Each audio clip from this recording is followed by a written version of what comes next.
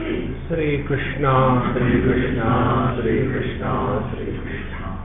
गुरुर्ब्रह्मा गुरुर्विष्णु गुरुर्देवो महेश्वरः गुरुः साक्षात् परं ब्रह्म तस्मै श्री गुरवे नमः तस्मै श्री गुरवे नमः।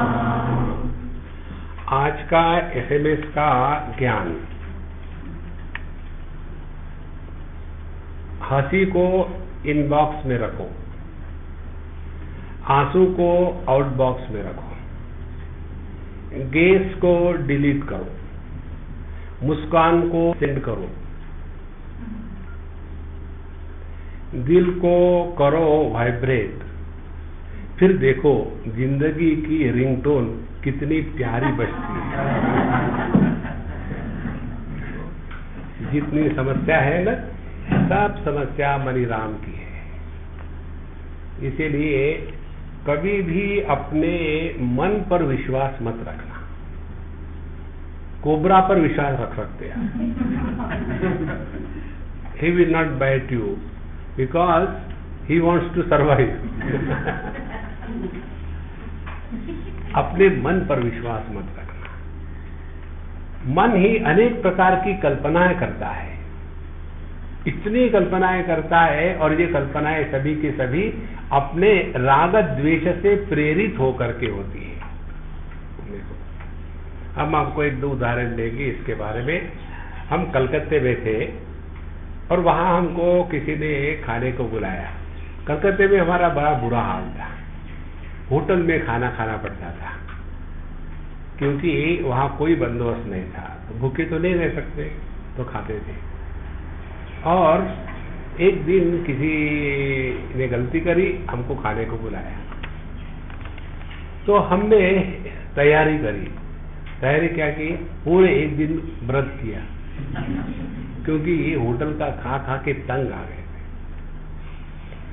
और फिर जितनी भगवान की नहीं देखी होगी उतनी उनकी राह देखी। अभी 9 बजे है, अभी 10 बजे है, अभी 11 बजे तक तो आ ही जाएंगे, फिर जाएंगे और फिर बढ़िया खाएंगे खाना। और 11 के करीब में आ गए। हाँ चलो अब मजा आएगा। और उसके बाद आकर के वो बात करने लगे, इधर की उधर की, सब कुछ बात हो गई, लेकिन खाने की बात नहीं कर रहे। और उन दिनों में मैं इस प्रोफेशन में ताजा था, तो प्रोफेशनल हैजार्ड्स मुझे मालूम नहीं थे। तो मैं वहाँ राह देख रहा हूँ, 11 बज गए, 11:30 बज गए, सब दुनिया की बातें हो रही है। 12 बज गए। फिर उन्होंने कहा स्वामी जी माफ करना, मुझे जाना है, कहीं कोई गेस्ट आने वाले हैं और मुझे जाना है। और वो चले गए और मैं देखता रह गया। फिर गया होटल में, फिर खाना खा के वापस आया। होटल वाले कहा कि कल बाबा जी आपने बताया था कि आप कल नहीं आएंगे, कहीं बाहर खाने जाना है, क्या हो गया? वो फेल हो गया। सच तो यही था। अच्छा, उसके बाद फिर 2-4 महीने के बाद उन्होंने फिर बुलाया खाने के लिए। अब मेरे सामने साधना थी, ध्यान से सुनना। कठोपनिषद में एक मंत्र आता है, श्रेयश्च प्रेयश्च उभौ एतौ। व्यक्ति के जीवन में एक ही घटना 2 ऑप्शंस लाती है। उस घटना को आप अपने प्रेय माने अपने को जो अच्छी लगती है उस दृष्टि से देखो, या उसी घटना को वो हमारे लिए योग्य है इस दृष्टि से देखो। घटना तो वही है। देखो, तो यदि हमने केवल जो हमको अच्छा लगता है उसी का स्वीकार किया तो हम संसार में फंस जाते हैं, और जो हमारे लिए योग्य है उसका स्वीकार किया तो हम साधना के पक्ष में उतर आते हैं। घटना तो वही है। देखो, एक हम उदाहरण देते हैं। कई बार आप सबको पता होगा तुलसीदास जी के जीवन के बारे में।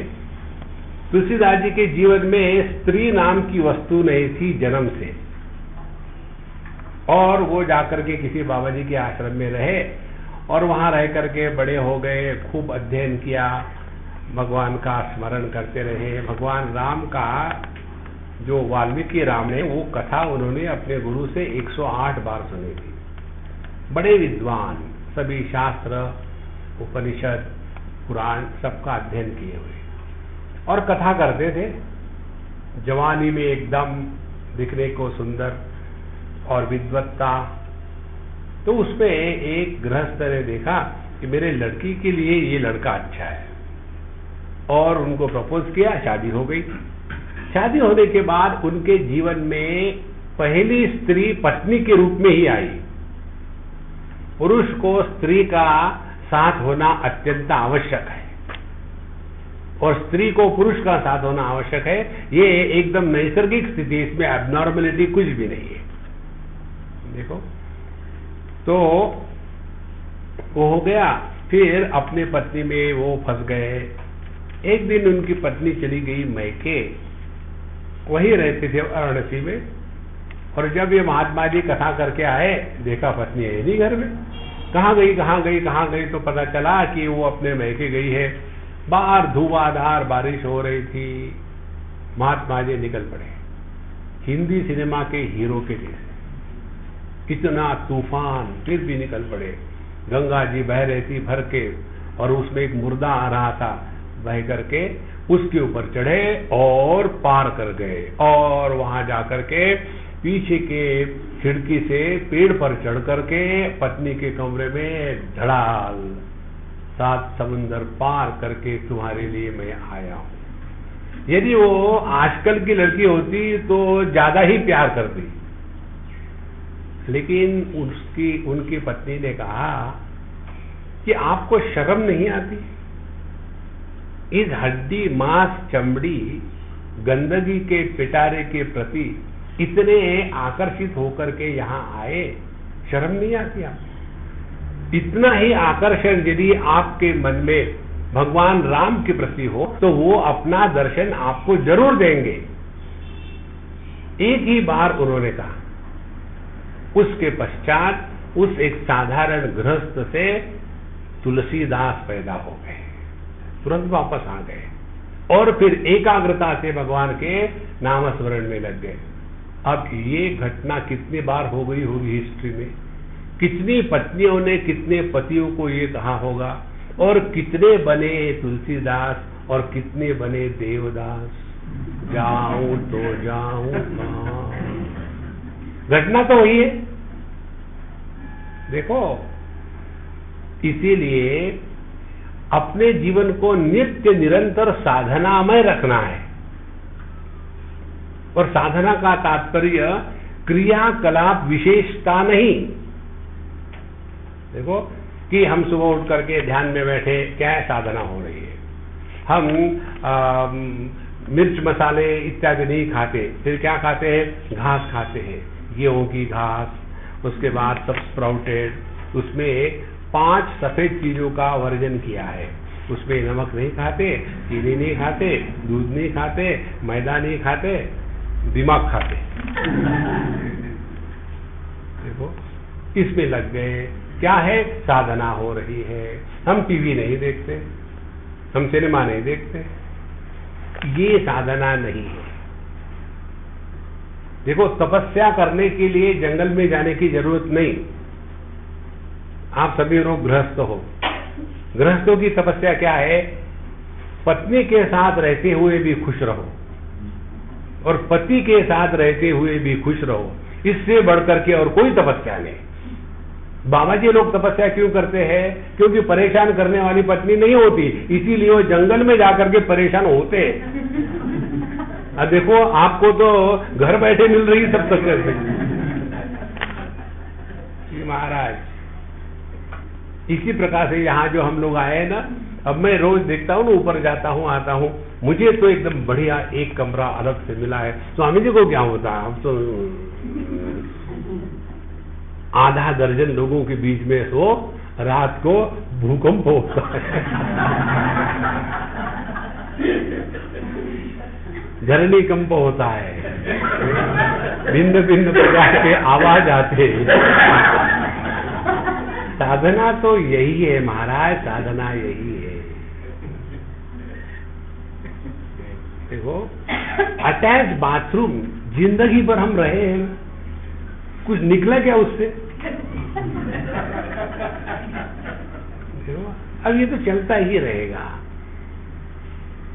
आप लोगों को ये पता नहीं होगा, जब आप बाबाजियों को देखते हैं ना कि उनकी बड़ी सेवा हो रही है और सभी उनके तरफ ध्यान देते हैं, उनको अलग से चीज होती है, इस स्थिति में आने के पहले क्या उन्होंने छिन्नी और हथौड़ी के घाव खाए हैं, ये उनका जूता पहनो तब समझ में आता है। देखो, इसीलिए जो भी अपने अगल बगल में कठिनाइयां है उसको प्रेम से स्वीकार करना है। ऐसे नहीं अब ठीक है, then we are not seekers. इसीलिए किसी भी हालत से अपने मन के सजेशन का समर्थन मत करना। Discipline is to be given to the mind. साधना किसको कहते हैं? फिर साधना कहते हैं हम अपने को बदलने को तैयार है, नंबर 1, और हम बदलने को सक्षम है, number 2। We have to be ready and we have to be able to change our self. यदि ये हम नहीं कर पाए तो हम साधना कर ही नहीं रहे। इसलिए यहां बताया तावदेव निरोधव्यम यावद हृदि गतम क्षयम एतद् ज्ञानम च ध्यानम च शेषः अन्यश्च विस्तरः। तो ज्ञान और ध्यान यही है, नित्य निरंतर अत्यंत सावधानी से जीना है। देखो, अत्यंत सावधान रह करके जियो ना, तो देखो आपसे अपने प्रति अन्याय नहीं होगा। इसको एक बार देखो ऐसा कि जब आपको पता चलता है कि क्रोध आ रहा है और आप उस क्रोध का समर्थन नहीं कर रहे हो, तो अपने आप वो क्रोध शांत हो जाता है। ये मालूम है मन की स्थिति कैसी है? हम वहां से अभी क्लास में नहीं आए और आप लोग क्लास में बैठे हो, फिर बैठ के क्या करेंगे? पोल्ट्री फार्म, आज वो गर्म पानी आए नहीं,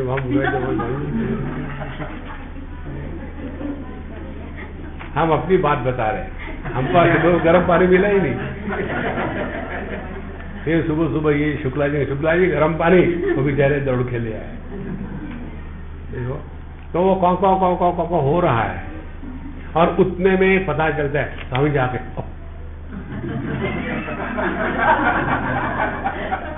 अब क्या हुआ? अब इसका विश्लेषण करो। जिसके प्रति आदर होता है उसके आने की आहट मात्र से मन शांत हो जाता है ना। सबसे आदरणीय वस्तु क्या है विश्व में? अपने हृदय में रहने वाले परमात्मा। उस परमात्मा के बारे में अवेयर रहना, यही साधना है, यही ज्ञान है, यही ध्यान है। देखो, व्हेन वी आर अवेयर कि बुरा विचार आ रहा है और कन्हैयालाल देख रहे हैं, एकदम शांत हो जाएगा। यदि ये बात स्पष्ट हृदय में उतर आए, कोई भी वृत्ति के उठने के पहले उस वृत्ति के विषय को भगवान जानते हैं।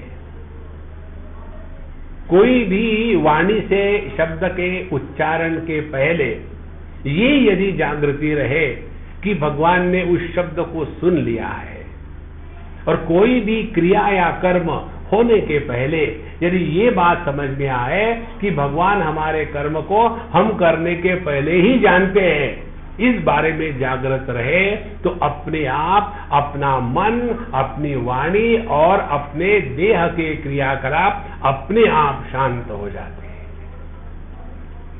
इस सावधानी से जीने को कहते हैं ध्यान साधना। देखो समझो, इसीलिए एतद् ज्ञानम च ध्यानम च शेषः अन्याश्च विस्तरः। अब इस तत्व को, ज्ञान को पहचानने के लिए क्या बताया है? सबसे पहली और आखिरी मुश्किल हर एक साधक के जीवन में होती है कि हम तत्व को अपने से अन्य के रूप में ग्रहण करने का प्रयत्न करते हैं। We are unable to drop objectivity from our knowledge.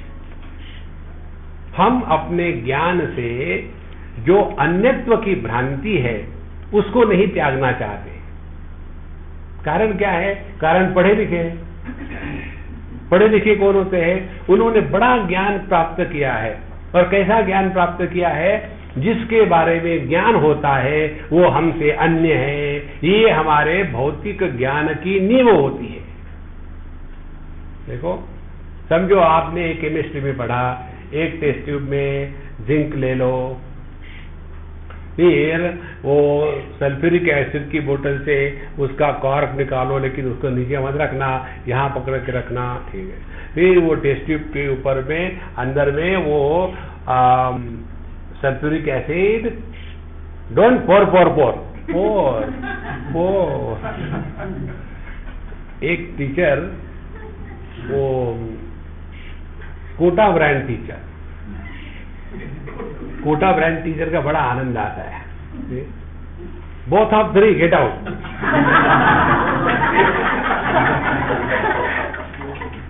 गुस्सा आया था टीचर को। Sir sir sir sir, what are you empty? No. When do I meet you? Meet me when I am empty and you are vacant, but behind the class.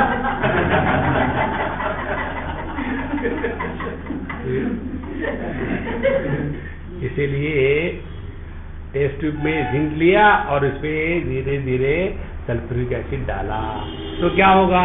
Zinc का sulphate बनेगा और उसमें से पानी के अणु बाहर आ जाएंगे, H2O। आ गया समझ में? आ गया समझ में। तो इस ज्ञान में अनात्म भाव की प्रधानता है, देखो।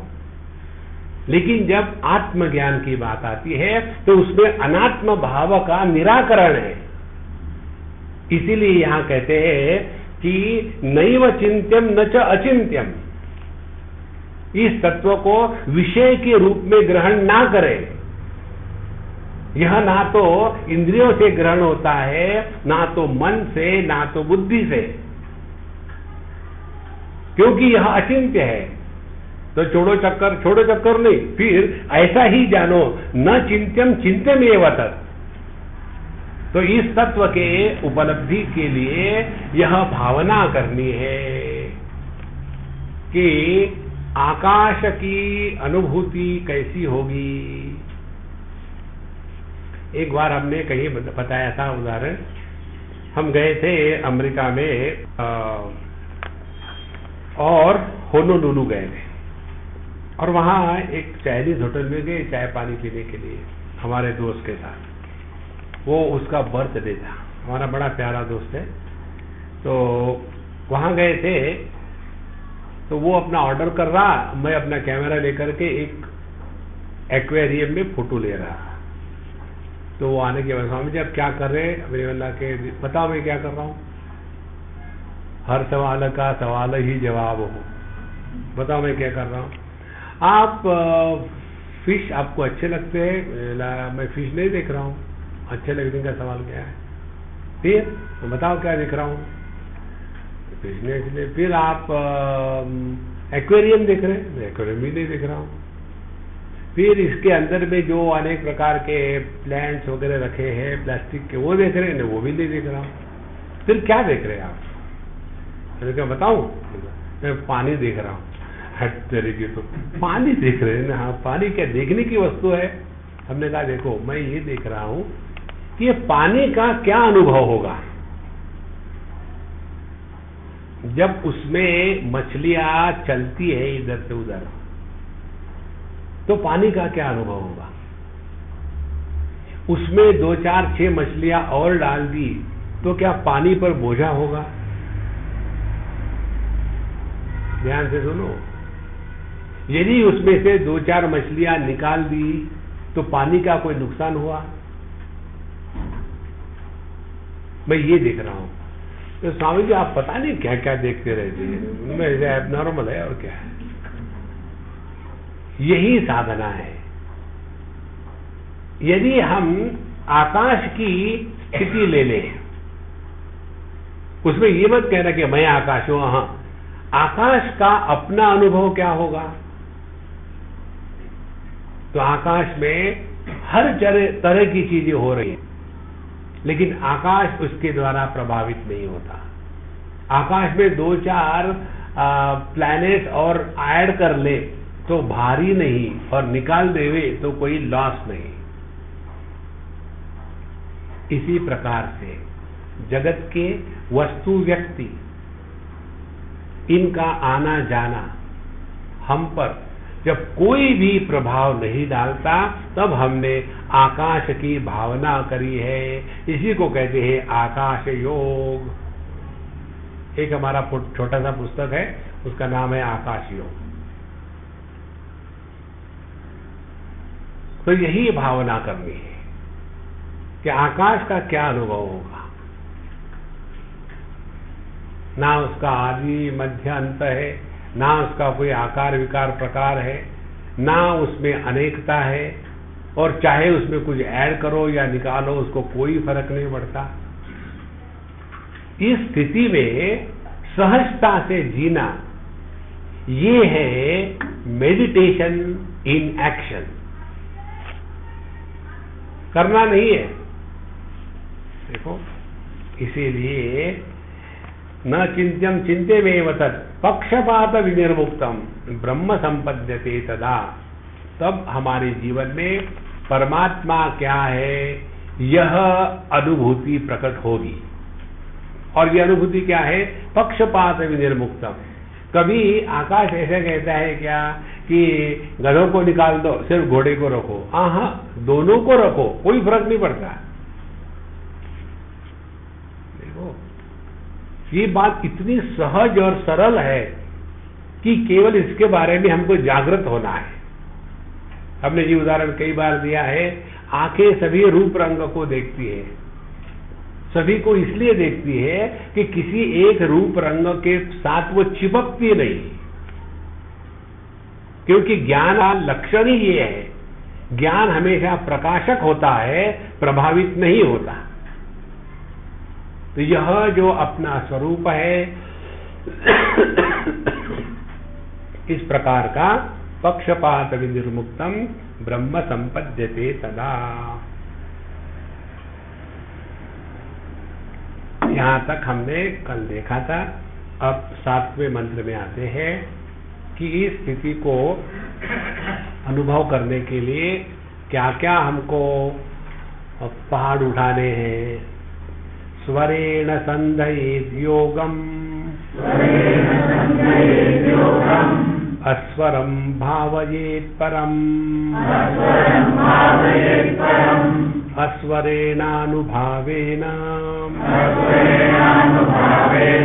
भावो वा भावयिष्यते। देखो, शब्द अनेक है। जैसे हम कहेंगे अभी श्री राम,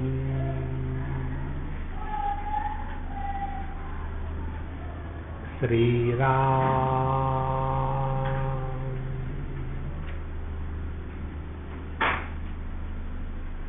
श्री राम।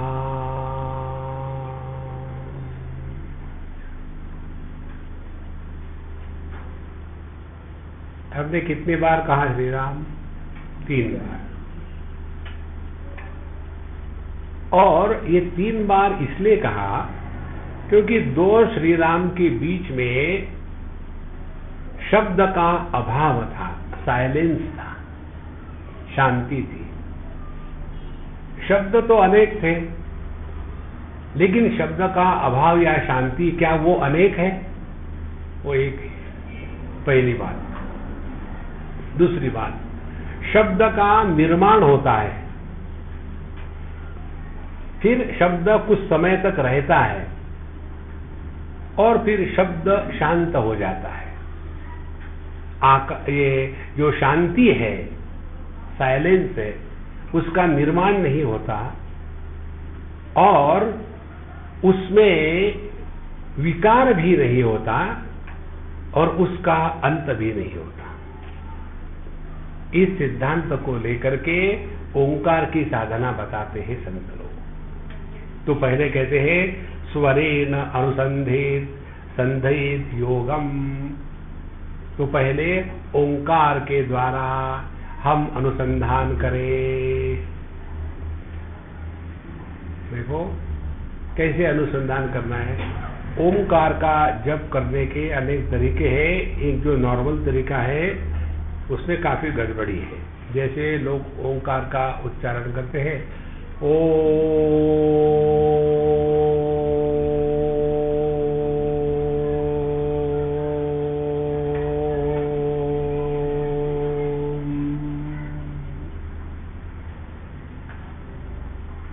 ये ठीक नहीं है।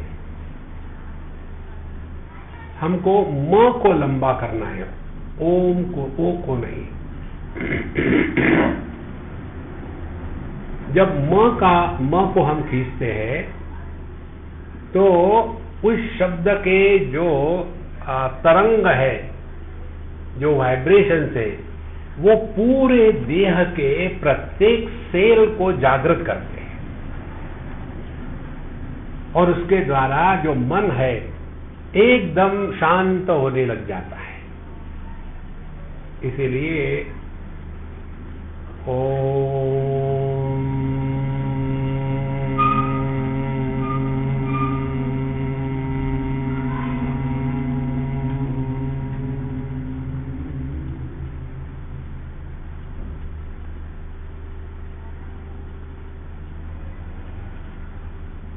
यही बात बाहर के देश में मंदिरों में इत्यादियों में यही बात होती है, लेकिन हमको पता नहीं।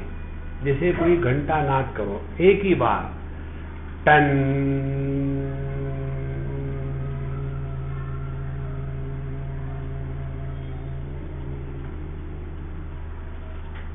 तो उस शब्द का जो हुआ आवाज उसका अनुसंधान करो। जब तक आप सुन सकते हो सुनते जाओ, सुनते जाओ, सुनते जाओ, सुनते जाओ, सुनते जाओ। और जब शब्द समाप्त हो गया लेकिन आप जो के त्यों हो, आपका अभाव नहीं हुआ। अभाव हुआ स्वर का, शब्द का, ओम का। इसीलिए स्वरेण संधेत योगम। पहले हमको ये अभ्यास करना है कि भगवान का नाम या ओम नाम लेते समय किसी अन्य वृत्ति को हम बीच में नहीं आने दें। अभी हमारी जप करने की स्थिति कैसी है? अभी हम जप करते हैं हाथ में माला लेकर के हरे राम राम राम हरे हरे, हरे कृष्ण कृष्ण कृष्ण हरे हरे, खिचड़ी बन रही है। उसके स्थान पर थोड़े थोड़े छोटे डोज ले रहे। जैसे 3 बार आपको भगवान का नाम लेना है और फिर चुप हो जाना है, और ये 3 बार के बीच में दूसरा कोई भी विचार न आए। ओम त्र्यंबकम यजामहे सुगंधिम पुष्टिवर्धनम उर्वारुकमिव वंदनात् मृत्योर्मुक्षीयमामृतात्। ओम त्र्यंबकम यजामहे सुगंधिम पुष्टिवर्धनम उर्वारुकमिव वंदनात् मृत्योर्मुक्षीयमामृतात्। ओम त्र्यंबकम यजामहे सुगंधिम पुष्टिवर्धनम उर्वारुकमिव वंदनात् मृत्योर्मुक्षीयमामृतात्।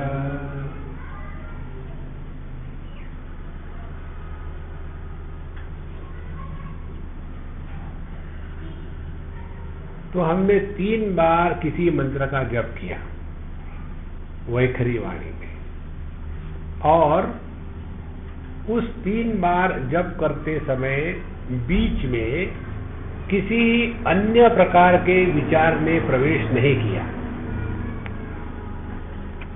पहले ये स्टैमिना डेवलप करना है, और ये स्टैमिना पक्का हो गया, फिर और डोज बढ़ाना है। अब 5 बार कहना है, श्री राम श्री राम श्री राम श्री राम श्री राम।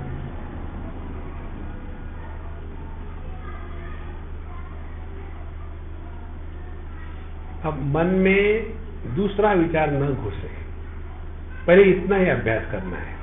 जैसे छोटे बच्चे कैसा चलना शुरू करते हैं, पहले वो पकड़ करके 1 कदम रखते हैं और गिर जाते हैं, लेकिन दे डोंट गिव अप। फिर धीरे धीरे 2 कदम रखते, फिर 3 कदम रखते हैं। इसी प्रकार से मन को भी पहले 2-4 बार नाम लो, शांत हो जाओ, और उसमें ये देखना है कि ये 2-4 बार जो भगवान का नाम लेते हैं तो अन्य डिसिमिलर थॉट इंटरसेप्ट नहीं करता। फिर 3 का 5 हो गया, 5 का 7 हो गया, 7 का 10 हो गया, 10 का 15 हो गया। धीरे धीरे धीरे धीरे अपने आप को बढ़ावे। इसको कहते हैं स्वरेण संधयित योगम।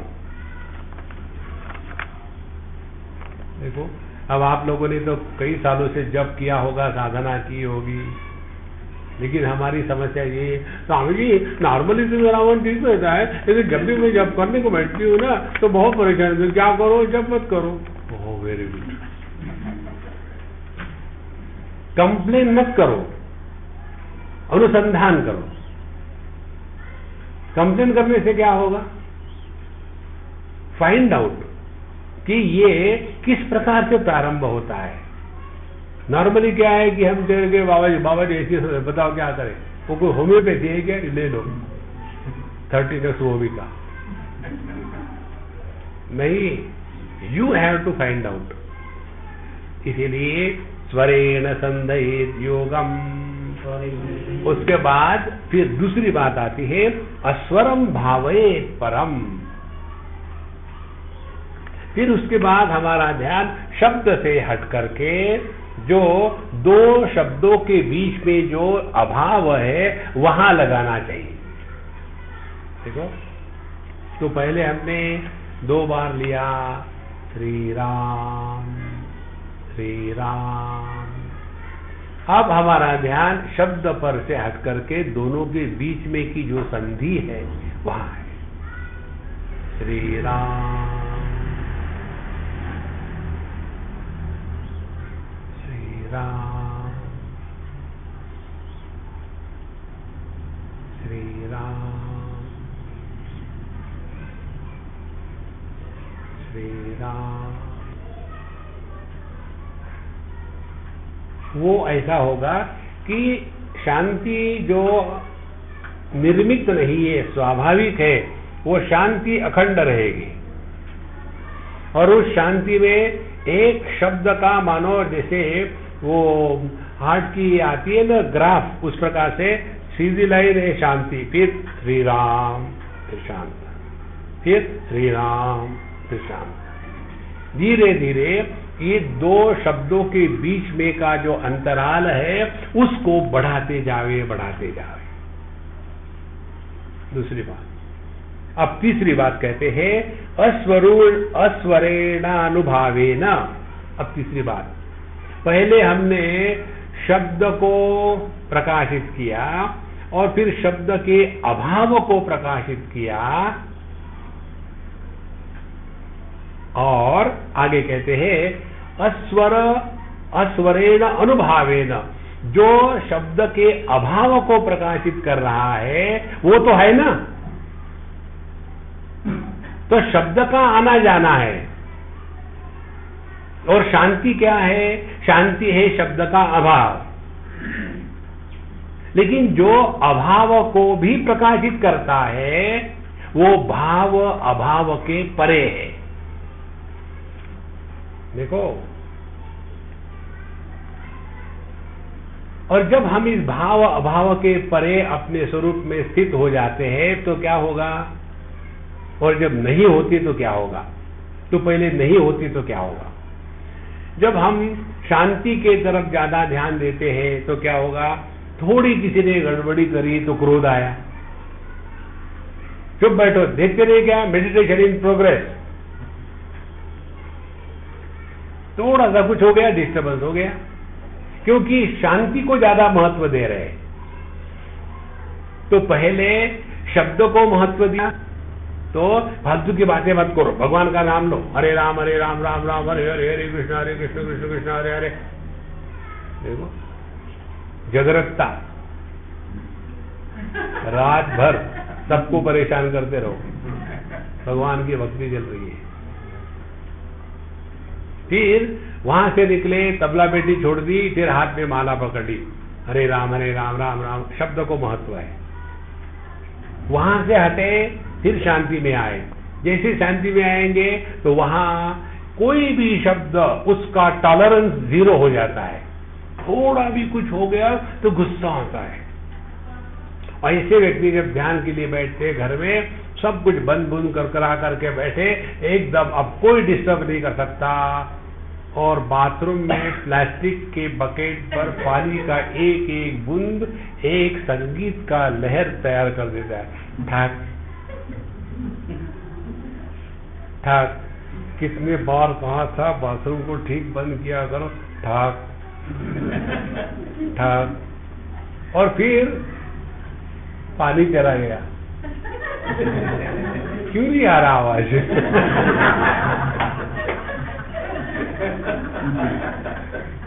देखो, इससे बड़े कार्टून और क्या होते हैं।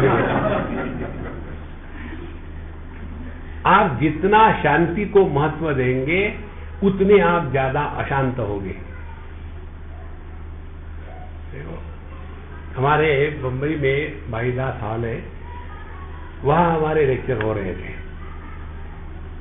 तो पहले दिन इंट्रोडक्शन करते हैं, आप अपने स्वामी जी के लेक्चर शुरू हो रहे हैं, आप किसी को घबराने की जरूरत नहीं।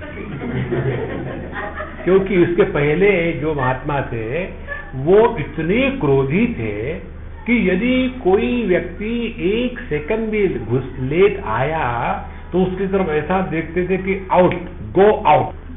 तो सब लोग घबरा के अंदर में बैठते थे ऐसे। समझो किसी का बीपी बढ़ गया, अब वो जा भी नहीं सकता, पकड़ भी नहीं सकता, और उसकी साधना चल रही है, यूरिनरी मेडिटेशन है। तो सभी टेंस रहते थे। तो उन्होंने इंस्ट्रक्शन दे दिया कि अब अपने स्वामी जी आ गए, अब आराम से बैठो, कोई बात नहीं। और फिर उन्होंने हमको पूछा कि स्वामी जी, आप कभी किसी को ऐसा क्यों नहीं बोलते? हमने कहा देखो, वो जो आके बैठते हैं वो सुनते हैं क्या? कि जो लेट आ रहे हैं वो नहीं सुनेंगे। वो सब एक जैसे ही है। और मैं भी जो बोल रहा हूँ, मैं सच में भी झूठ ही बोल रहा हूँ। तो दोनों का टाइम पास हो रहा है, जाए सीरियस होने की कोई बात नहीं। देखो, इसीलिए जीवन में विक्षेप को भी महत्व ना दे, शांति को भी महत्व ना दे, महत्व दे अपने स्वरूप को। विक्षेप और शांति ये दोनों मानसिक है। मन विक्षेपित होता है, मन शांत होता है। अपना जो स्वरूप है वो ना तो विक्षेपित होता है ना शांत होता है। इसलिए यहां कहते हैं अस्वरेणानुभावेन भावः वा अभावः इष्यते। तो शब्द को प्रकाशित करने वाला जो तत्व था, वही तत्व शब्द के अभाव को प्रकाशित कर रहा है, और इसीलिए वह तत्व भाव और अभाव इन दोनों के परे है, और इसीलिए उसको ना तो हम है कह सकते हैं, ना तो हम नहीं है कह सकते हैं। भगवद गीता के 13वें अध्याय में भगवान श्री कृष्ण कहते हैं, ज्ञेयम यत्तत् प्रवक्ष्यामि यज्ञात्वामृत अनादिमत परम ब्रह्म न तत् सत न तत् असत। परमात्मा तत्व जो ब्रह्म है वह अनादिमत, जिसका आदि नहीं, इसीलिए अंत नहीं, इसीलिए बीच में विकार नहीं, और इसीलिए उसको है या नहीं है दोनों भी नहीं कहा जा सकता। देखो संतो, इसीलिए जितनी साधना है ना, ये मनी राम के चक्कर से छूटो। मन ही शब्द का आधार है, मन ही शब्द के अभाव को प्रकट करता है, लेकिन ये मन का आधार जो है वो ना तो है ना तो नहीं है, दोनों के परे है। क्योंकि मन की स्थिति होती है कैसी? जागृत स्वप्न में मन प्रकट होता है, सुषुप्ति समाधि में मन अव्यक्त होता है।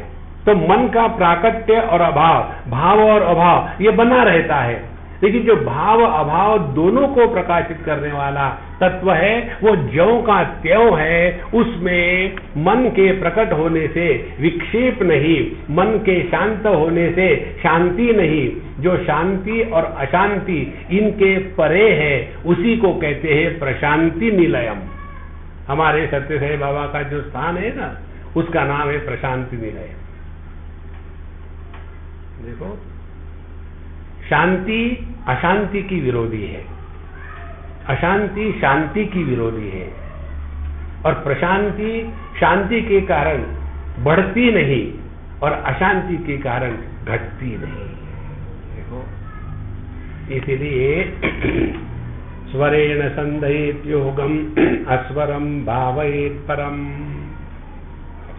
अस्वरेणानुभावेन भावो वा भावयिष्यते। देखो संतो, इसको हमको पहचानना है। ये कुछ करना वरना नहीं है, बहुत कर लिया लाइफ में, इनफ हो गया। All spiritual practice is undoing what we have doing, all spiritual practice is unbecoming what ever we have become. तदेव निष्कलं ब्रह्म निर्विकल्पं निरञ्जनम् तद्ब्रह्माहमिति ज्ञात्वा ब्रह्म सम्पद्यते ध्रुवम्। तदेव निष्कलं ब्रह्म निर्विकल्पम निरंजनम। तदेव, वही कौन सा? जो पिछले मंत्र में कहा था, वही ब्रह्म है। कौन सा ब्रह्म है? जो शांति के कारण बढ़ता नहीं और अशांति के कारण घटता नहीं, जो शब्द और शब्द का अभाव इन दोनों का प्रकाशक है, और इसीलिए दोनों के द्वारा जो प्रभावित नहीं होता वह है परब्रह्म परमात्मा। तो तदेव निष्कलम ब्रह्म, उसमें कोई कला नहीं है। देखो, कला किसको कहते हैं? चंद्र तो एक ही है, लेकिन इस चंद्रमा की कितनी कलाएं हैं? 17 कलाएं हैं। प्रथमा, द्वितीया, तृतीया, चतुर्थी, पंचदशी, फिर 15 दिन पूरे हो गए, फिर 16वां और 17वां है चंद्रमा।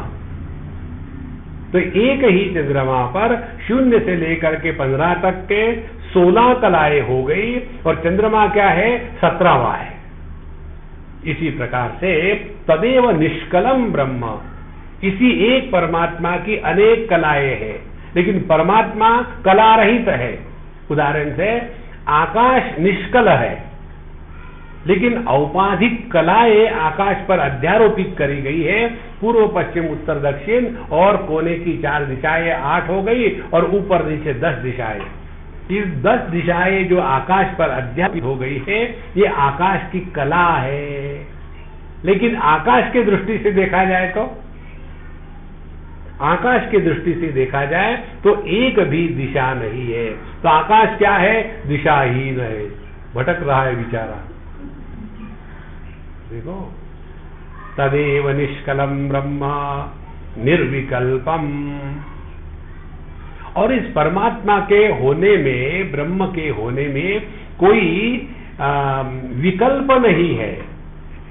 विकल्प क्या होते हैं? आप सुन रहे हैं क्या? हाँ, थोड़ा थोड़ा सुन आ रही है। विकल्प। आप सुन रहे हैं क्या? सुन रहे हैं लेकिन समझ में नहीं आ रहा आप क्या बोले जा रहे हो। विकल्प। आप सुन रहे हैं क्या? बिल्कुल पक्का सुन रहा है, सब समझ में आया अभी के लिए, बाद में फिर भूल गए। ये अनेक विकल्प है। कहते हैं ब्रह्म निर्विकल्पम, there is no option left than being the reality. देखो, हमको किसी ने पूछा कि स्वामी जी आप भगवत गीता जानते हैं क्या? हाँ, लगता तो है जानते हैं थोड़ी थोड़ी। अच्छा, आप बद्रीनाथ गए हैं क्या? I think I have gone. आप पुरुष सूक्त कंठस्थ करते हो क्या? लगता तो है, ट्राई मारते हैं। विकल्प। लेकिन स्वामी जी आप हैं क्या? I think. नहीं, वी डोंट थिंक। अपना जो होना है ये वैचारिक अनुभूति नहीं है। देखो, जब विचार का अभाव होता है तब भी अपने होने का भान बना रहता है। इसीलिए तदेव निष्कलम ब्रह्म निर्विकल्पम और निरंजनम। अंजन माने दाग। तो निरंजनम, इसमें कोई भी दाग नहीं है। और दाग किसको कहते हैं? ये बहुत सिंपल टेक्निक है। केवल अन्य के प्रतीति को दाग कहते हैं। आकाश में कौन से दाग है? पूर्व पश्चिम उत्तर दक्षिण ही दाग आकाश में है, क्योंकि यह औपाधिक अभिव्यक्ति है, शुद्ध अभिव्यक्ति नहीं है। इसीलिए आकाश को पूर्व पश्चिम उत्तर दक्षिण कहना आकाश को गाली देना है, और समुद्र को लहरें कहना समुद्र को गाली देना है, और पानी को समुद्र कहना लहरें कहना यह पानी को गाली देना है। जब किसी को गाली देंगे तो हमको क्या मिलेगा? दंडे। इसी प्रकार से एक ही परमात्मा है, उसको हम जगत कहते हैं। देख रहे हैं परमात्मा को और कहते हैं जगत है। स्वयं परमात्मा स्वरूप, लेकिन कहते हैं हम देह है, हम जीव है। परमात्मा हमसे अलग नहीं है, लेकिन हमने परमात्मा को क्लाउड्स के ऊपर में बैठा दिया है, ईश्वर नीचे आ गया। देखो, तो यह जो अन्यता है, यह जो परिच्छिन्नता है, यह जो परोक्षता है, ये तीनों के तीनों भगवान में कलंक है। लेकिन परमात्मा के दृष्टि से देखा जाए तो जीव जगत ईश्वर भेद संपूर्ण रूप से अभाव है। पानी के दृष्टि से समुद्र नहीं है, पानी की दृष्टि से लहरें नहीं है। पानी के पास हम गए, हमने कहा कि पानी भैया, पानी यूपी का होगा शायद, पानी भैया पानी भैया। हाँ जी, बोले, आपने कहा कि देखो जब आप समुद्र के रूप में रहते हो ना तो बड़ा डरावना लगता है, लहरों के साथ खेलने में मजा आता है। तो पानी भैया कहता है, एक्सक्यूज मी, ये समुद्र क्या होता है? अब मुझे बताओ, पानी को आप ऐसे समझाओगे कि समुद्र क्या होता है? आप अपने आंखों को कैसे अपने आप को दिखाओगे? देखो, अन्य की प्रतीति ही उसमें एक गंदगी है, इसीलिए निरंजनम, जिसमें कोई अन्य की प्रतीति नहीं है। तद ब्रह्माहमिति ज्ञात्वा, देखो कृत्वा नहीं है, करना नहीं है, उस परब्रह्म तत्व को अपने स्वरूप में पहचानना है। जो वस्तु ज्ञान से प्राप्त होती है वो कभी भी खोई नहीं रहती, और जो वस्तु अज्ञान से खो जाती है वो भी कभी खोती नहीं। देखो, कई बार होता है ना, हम लोग अपना चश्मा सर के ऊपर रख देते हैं, टोपी पहन ली, टोपी के ऊपर में चश्मा लगा दिया।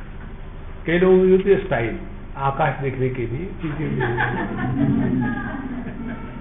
दो मॉनिटर है,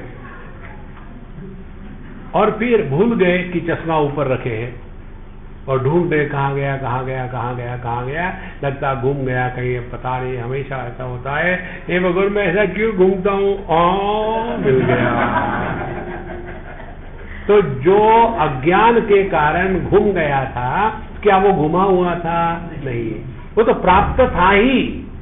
इसी प्रकार से ज्ञात्वा हमको केवल अपने आप को पहचानना मात्र है, करना कुछ नहीं। और इसके लिए साधना क्या है? अपने अनुभूतियों का सूक्ष्मता से विश्लेषण।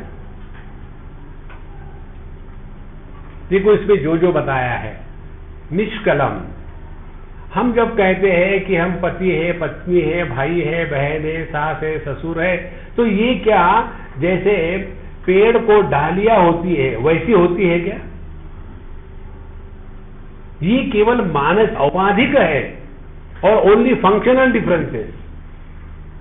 देखो एक ही आदमी है, वो पुत्र बना तो उसका फंक्शन है आज्ञा का पालन करना, यदि पति बना तो डर डर के रहना, और यदि पिता बना तो सबकी सुन लेना। देखो तो फंक्शनली डिफरेंट है, स्ट्रक्चरली वही है। इसी प्रकार से यह जो तत्व है इसको केवल पहचानना है। स्थूल देह के साथ तादात्म्य किया तो हम जागृत पुरुष बन गए, सूक्ष्म देह के साथ तादात्म्य किया स्वप्न पुरुष बन गए, दोनों के अभाव के साथ तादात्म्य किया सुषुप्त पुरुष बन गए। लेकिन हम असल में क्या है? यदि स्थूल देह के तादात्म्य का त्याग कर दिया तो जागृत पुरुष और उसकी जागृत समस्या गायब, स्वप्न पुरुष और उसकी स्वप्न समस्या गायब। देखो महाराज, इसीलिए लोग सोते हैं। सोने का तात्पर्य क्या है? जागृत समस्या का समाधान चाहिए तो सो जाओ, क्योंकि स्थूल देह के साथ तादात्म्य नहीं है तो जागृत अवस्था गायब। लेकिन जो इन सभी अवस्थाओं का आधार है वो इन सब के परे है। अब अगले बार आपके मन में यदि प्रश्न आता है कि स्वामी जी मन बड़ा विक्षेपित रहता है, तो प्रश्न मत पूछना, अपने आप को देख लेना कि आपके मन के प्रत्येक प्रश्न का प्रारंभ कहां से होता है, विक्षेप का प्रारंभ कहां से होता है। तब आपको पता चलेगा विक्षेप का प्रारंभ होता है कि जब हम कुछ बनते हैं, पति बने, पत्नी बने, भाई बने, बहन बने, गुरु बने, शिष्य बने, तो वहां से आपके विक्षेपों का प्रारंभ होगा। तो साधना क्या करनी है? Remain as mister nobody.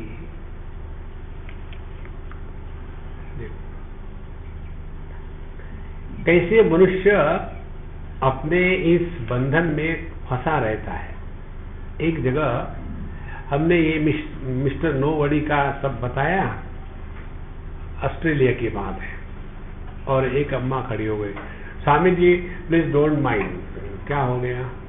You are always bias against the ladies. कैसे हो गया? आपने क्यों कहा mister nobody, why not Mrs nobody?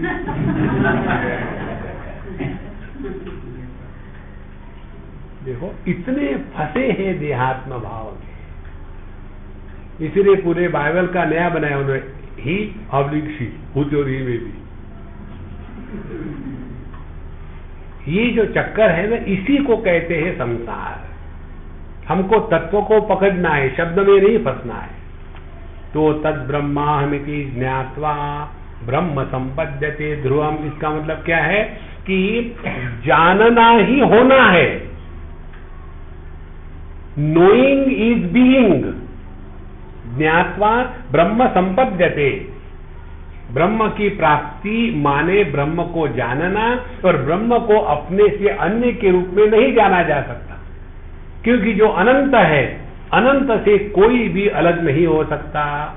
क्या पूर्व दिशा अपने आप को आकाश से अलग होकर के रह सकती है? इसी प्रकार से हम अपने आप को कभी भी उस परमात्मा से अन्य के रूप में नहीं जान सकते। इसीलिए पहली साधना में तो ठीक है कि भैया हमको भगवान के दर्शन होने चाहिए। अरे दर्शन होने के बाद करोगे क्या? क्या वो भगवान ऐसा बैठा रह गया, हाँ देख भाई टुकुर टुकुर देखता रहे, व्हाट नेक्स्ट? तो केवल भगवान का आंखों से दर्शन होना ये जीवन क्या लक्ष्य नहीं होता। इसीलिए ब्रह्म संपद्यते ध्रुवम, एकदम निश्चित रूप से यही सिद्धांत हो गया कि परमात्मा को जानना परमात्मा से अन्य होकर के नहीं हो सकता। एक छोटा सा उदाहरण लो, यदि आपने कोई वस्तु खाई, कचौरी खाई, जरा ज्यादा ही हो गई, मैं देख रहा हूं सभी के सभी शांभवी मुद्रा में बैठे।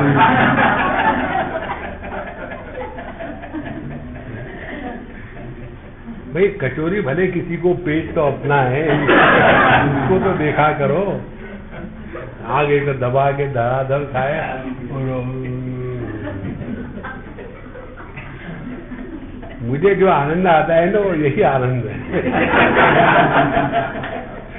कि मैं बोले जा रहा हूं और सभी की शांभवी मुद्रा में स्थित है।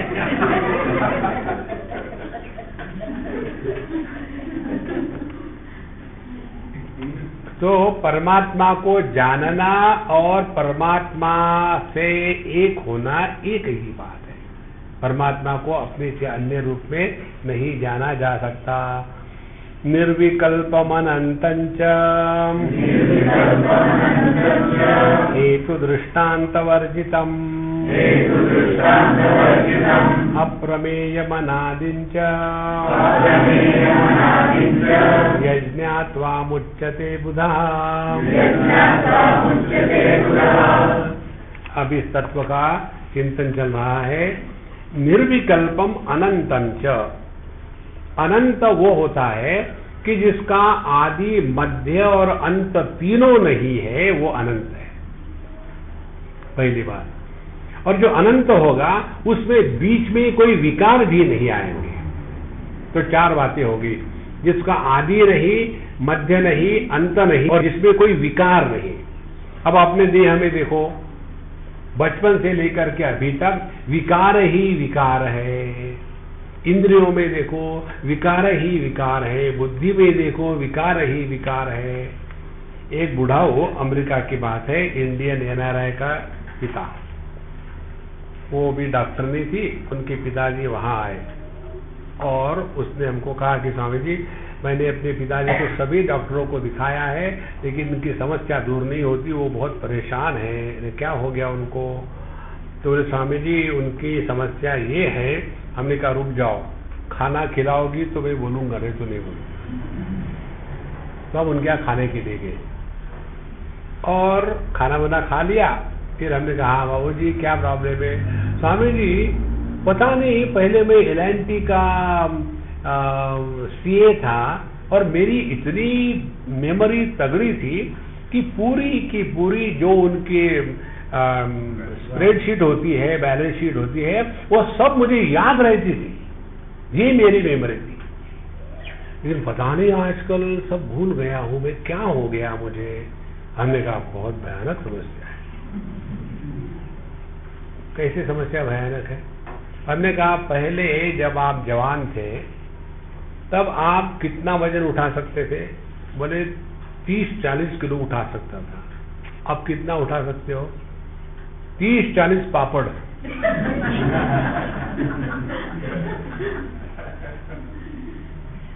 तो शक्ति कहाँ गई? नहीं, वो घट गई। Very good. पहले आप कितने लड्डू खाते थे? 10-12 तो खा जाते थे। अब लड्डू का नाम सुनने से ही पेट में दर्द होता है। कारण क्या है? अब पाचन शक्ति खत्म हो गई।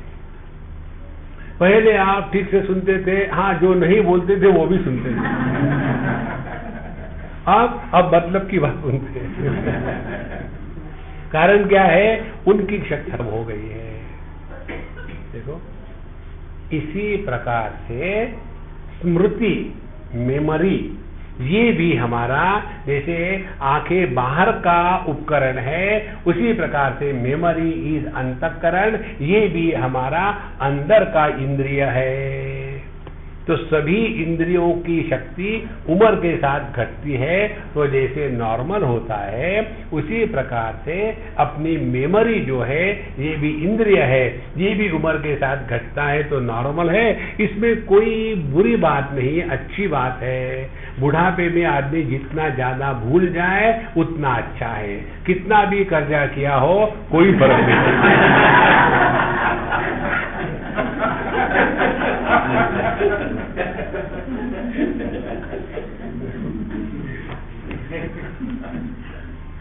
कई लोगों को एक रोग होता है ना, वो सब भूल जाते हैं। आपने क्या कहते हैं, अल्जाइमर, तो सब भूल जाते हैं। घर में कौन कहाँ है कुछ याद नहीं रहता उनको। तो ऐसा जीवन होना चाहिए, अच्छी बात है। नहीं तो पकड़ के रखे, उसने मुझे ये कहा था, मैंने कसम खाई है जिंदगी भर उससे मैं बात नहीं करूंगा। बात मत करो, लेकिन याद तो उसी को कर रहे। अपने इस मन के चक्कर से बचना यही अत्यंत आवश्यक है। इसलिए निर्विकल्पम अनंतम च, जिसमें कोई विकल्प नहीं, आदि नहीं, अंत नहीं, किसी प्रकार के मॉडिफिकेशन नहीं, विकार नहीं है। प्रकृति में सभी प्रकार की विकृतियां स्वाभाविक है। जिसमें विकार नहीं होता वह परमात्मा, जिसमें विकार होता है वो दुनियादारी, वो प्रकृति। इसीलिए निर्विकल्पम अनंतम च। अच्छा, कुछ उदाहरण दो भैया। भगवान कहते हैं रामचरितमानस में, भागवत महापुराण में एक कथा आती है। रामचरितमानस में अनेक बातें सीधी की सीधी भागवत महापुराण से ही हिंदी में लिखी गई है। उसमें बताते हैं कि एक बार मनु राजा और शतरूपा, इन दोनों ने बड़ी तपस्या करी। तपस्या करने के पश्चात भगवान प्रकट होके, नारायण भगवान, हाँ जी, काहे को तपस्या करी कि हे भगवान, हमको आपके जैसा पुत्र हो। भगवान ने कहा कि आई एम वेरी सॉरी। क्यों? बोले मेरे जैसा कोई है ही नहीं, अप्रमेय, जिसके जैसा कोई हो ही नहीं सकता, अनुपम, इसकी उपमा नहीं हो सकती मेरे जैसा। अच्छा, तो फिर क्या होगा? मैं ही तुम्हारे पुत्र के रूप में जन्म लूंगा। और फिर भगवान नारायण ने राम जी के रूप में अवतार लेकर के दशरथ जी का, माने जो मनु राजा थे, उनको उन्होंने अपना जो वचन था पूरा किया। तो जिसके जैसा कोई है ही नहीं, उसके बारे में आप उसके कैसे बताओगे? एक तो बात ये हो गई। दूसरी, हेतु दृष्टांत वर्जितम, इसके जैसा है ऐसी एक भी वस्तु नहीं है। अब देखो, आप आकाश के बारे में बोलो तो आकाश के बारे में क्या बोलोगे आप? ये पृथ्वी के जैसा नहीं है, ये पानी के जैसा नहीं है, ये अग्नि के जैसा नहीं है, ये वायु के जैसा नहीं है। अरे महात्मा जी कैसा है ये बताओ ना। यहां जो अंदर है ना खाली, वैसा है। देखो, आकाश का वर्णन यदि करना हो तो हमारी जीवा लटखटाती है। अब आकाश क्या है? आकाश मन का प्रक्षेपण। अब मन के बारे में विचार करो, मन क्या है? मन क्या है दिखाओ जरा। मन का कितना वजन होता है, मन की कितनी चौड़ाई होती है, देखो। और ये मन जिस चैतन्य सत्ता की अभिव्यक्ति है, वो चैतन्य सत्ता क्या होगी? कल्पना भी नहीं हो सकती। इसीलिए हेतु दृष्टांत वर्जितम, जिसका ना तो कोई कारण है, ना तो ये किसी के जैसा है। तो निर्विकल्पम अनंतम च हेतु दृष्टांत वर्जितम अप्रमेयम। अप्रमेयम, प्रमेय माने जो जाना जाता है उसको प्रमेय कहते हैं।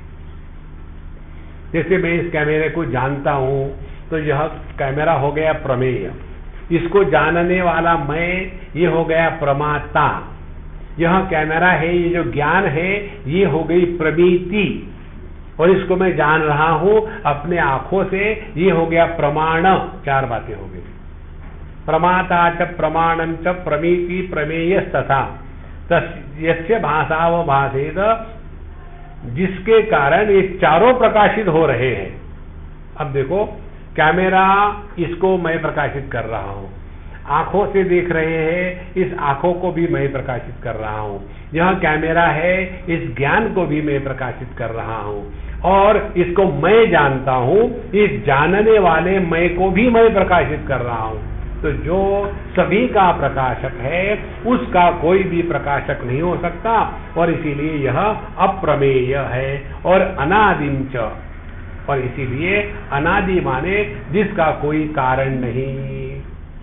पुत्र का आदि पिता, पिता का आदि फिर पिता।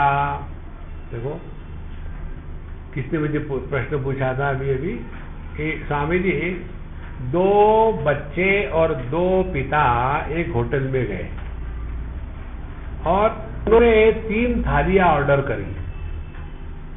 तो कैसे संभव है? क्योंकि 2 बाप और 2 बच्चे, कितने हो गए? 4। चारों ने मिला करके 3 थालियां ऑर्डर करी, तो कैसे खाना खाया होगा? शेयर किया होगा? नहीं, शेयर नहीं किया। ऐसा होगा कि दादा और बाप और पुत्र तीनों साथ साथ गए होंगे, क्योंकि उसमें 2 बाप हो गए और 2 बच्चे हो गए। दादा और उसका पुत्र बाप बन गए, और पुत्र और उसका पुत्र वो बच्चे बन गए। तो कहने के लिए तो 4 है, लेकिन गए तो 3 ही ना। इसी प्रकार से अप्रेमेय अनादिम च, इसका आदि कोई नहीं है, माने जिसका कोई कारण नहीं। देखो, जिसका कारण नहीं होता है उसका कार्य भी नहीं होता है। भगवत गीता के 7वें अध्याय में भगवान कहते हैं, मत्तः परतरम नान्यत् किंचिदस्ति धनंजय सर्वं मयि इदं प्रोक्तम सूत्रे मणिगणा इव। मत्तः परतरम, मेरे से बढ़कर के, माने मेरा कोई कारण नहीं है। मत्तः अन्यत्, मेरे जैसा कोई नहीं है। और किंचित, किंचित माने कार्य, मेरा कोई कार्य नहीं है। देखो, अब यही वाक्य पानी के मुख में डालो तो पानी कहेगा कि मेरे से बढ़कर के कोई नहीं, मेरे जैसा कोई नहीं, और मेरा कोई कार्य नहीं। फिर ये समुद्र और लहरें क्या है? समुद्र है कारण और लहरें है कार्य। तो पानी पर कारण कार्य औपाधिक दृष्टि से अध्यारोपित किया गया है, लेकिन पानी के दृष्टि से ना तो समुद्र कारण की सत्ता है और ना तो जो लहरें हैं उस कार्य की सत्ता है, क्योंकि दोनों में सूत्रे मणिगणा इव, पानी, यह समुद्र और लहरें दोनों में ओतप्रोत है। तो पानी के दृष्टि से ना तो समुद्र है ना तो लहरें हैं, और इसीलिए पानी को समुद्र में डूबने का डर नहीं लगता, और जब लहरें टूटती है तो टूटने का डर नहीं लगता, क्योंकि अन्य है ही नहीं। इसी प्रकार से अप्रमेयम अनादिम च यज्ञात्वा, जिसको पहचान करके आत्मरूप से बुधहा मुच्यते, जो इस अनुभव में स्थित है, वही इस द्वैत के प्रपंच से मुक्त हो जाते हैं। देखो महाराज, तो हमने किया कुछ नहीं, केवल अपनी समझ को ठीक करना है। जब तक के समझ को ठीक करना है ये बात समझ में नहीं आती, तब तक के कुरुदे गंगा सागर गमनम व्रत परिपालनम अथवा दानम, भटकते रहो, कुछ नहीं होने वाला। क्योंकि कहीं भी जाएंगे तीर्थ क्षेत्र पर, अब हम तो कितने सालों से घूम रहे हैं। एक हमारे बंगाली मित्र थे दिल्ली के, हम एक बार बीच में रुद्रप्रयाग आया था ना, वहां हमने एक कैंप किया था, और कैंप में बहुत परेशानी। पहले जिन्होंने हमको हाँ कहा था, हम जब पहुंचे तो बोले नहीं जी हम नहीं देंगे। हमने कहा भाई आपने पहले हाँ कहा था, हाँ कहा था, लेकिन अब हम ही कह रहे हैं ना नहीं देंगे, नहीं देंगे। अब उनसे क्या झगड़ा करें। तो फिर हमने सोचा ठीक है कोई बात नहीं। फिर हम अपनी गाड़ी लेकर के गए, वहाँ एक सरदार जी का होटल था। तो हमने कहा सरदार जी हम आपके मुख से नहीं ये सुनने के लिए नहीं आए। बोले महाराज जी आज्ञा करो। हमने कहा ये समस्या है। बोले तुझे इतने आ जाओ 9:30। हम उनके पास पहुंचे और उन्होंने जैसे कुछ हो सके पूरा बंदोबस्त कर दिया। और फिर एक कमरे में 4-6 लोग रहते थे और खाने के लिए वही होटल का खाना, और वहां से गंगा जी में आने के लिए कम से कम 20-25 मिनट का टाइम लगता था। और वहाँ एक बड़ा सुंदर मंदिर है रुद्रप्रयाग में, वहाँ हमारा सत्संग होता था। ऐसा उल्टा सीधा काम हुआ। तो ये जो हमारे मित्र थे बंगाली, ये मुझे कह रहे थे कि स्वामी जी मेरे पूरे जीवन का सबसे श्रेष्ठ समय यदि कोई गया है तो अभी आपके साथ। फिर उन्होंने अपनी कहानी बताई। बोले मैंने पूरे वर्ल्ड का टूर किया है। हमेशा मैं अपनी वाइफ बच्चों के साथ घूमता था और 5 स्टार होटलों में रहता था, और इंडिया में भी काफी जगह घुमा हूं। लेकिन हमेशा एक ही चिंतन चलता था, आज लंच वहां करेंगे। फिर खाना खाते थे, पता नहीं इतना घटिया लगता है पैसा वगैरह, फिर ऐसा करेंगे डिनर वहां करेंगे। तो 8 दिन कहीं रहेंगे। तो एक ही चिंतन होता था कि किस होटल में जाके लंच करेंगे, किसमें डिनर, किसमें ब्रेकफास्ट, दूसरा कोई विषय नहीं। बोले यहां हम लोग आए, एक बार भी वो मन में विचार नहीं आया। उस समय हमने पंचदशी का वहां अध्ययन किया था। पंचदशी का 5वां अध्याय बड़ा सूक्ष्म है, वो महावाक्य विवेक है। बोले स्वामी जी इसमें इतना आनंद आ रहा है कि दुनिया जैसे खत्म हो गई है। देखो जिसको तत्व चिंतन में आनंद आता है ना, बाहर की चीजें कभी आपको प्रभावित नहीं करेगी। लेकिन यदि बाहर की चीजें प्रभावित कर रही है, यहाँ जाना है, वो देखना है, ऐसा करना है, वैसे करना है, वहां क्यों नहीं करते, तो हम बहिर्मुखी हो गए। बहिर्मुखी होने के बाद फिर ज्वालामुखी भी हो जाते हैं, तो तू मैं तो शुरू हो जाता है। देखो 4-6 दिन के लिए यहाँ आए हैं, यही अपने आप में रहना, यही बहुत बड़ी साधना है। इस प्रकार से यज्ञात्वा मुच्यते बुधाः, जो समझदार है वो अपने इस मन से मोक्ष पाते हैं। ये 10वां जो मंत्र है बहुत ही प्रसिद्ध पवित्र और सर्वश्रेष्ठ मंत्र है। न निरोधो न च उत्पत्ति, न बद्धो न च साधकः, न मुमुक्षुर्न वै मुक्तः, इत्येषा परमार्थता। ये मंत्र कारिका के रूप में मांडुक्य उपनिषद के प्रथम अध्याय पर भगवान शंकराचार्य ने, शंकराचार्य जी जो दादा गुरु थे गौड़पादाचार्य, तो गौड़पादाचार्य की कारिका के रूप में ये मंत्र वहां आता है। और ये मंत्र सभी वेदांत शास्त्र की परमोच्च स्थिति है। इससे बढ़कर के और वेदांत में कुछ भी बताना नहीं है। इसको अभी हम शॉर्ट में आपको बताते हैं, और ये जानने के बाद आप कहेंगे हम खाली पीली यहाँ आए, घर रहते तो ठीक है। कहते हैं न निरोधो न च उत्पत्ति, ना कुछ पैदा हुआ है, ना कभी किसी का नाश होता है। न बद्धा न च साधकः, कोई भी बंधन में नहीं है, कोई भी साधक नहीं है। न मुमुक्षु, कोई भी कुछ नहीं फ्रीडम चाहता। न मुक्तः, आज तक कोई मुक्त नहीं हुआ। यही सत्य है। तो हम यहाँ क्या कर रहे हैं? कचौड़ी खा रहे। ओम पूर्णमदः पूर्णमिदं पूर्णात् पूर्णमुदच्यते पूर्णस्य पूर्णमादाय पूर्णमेवावशिष्यते। ओम शांति शांति शांति। हरि ओम। श्री गुरुभ्यो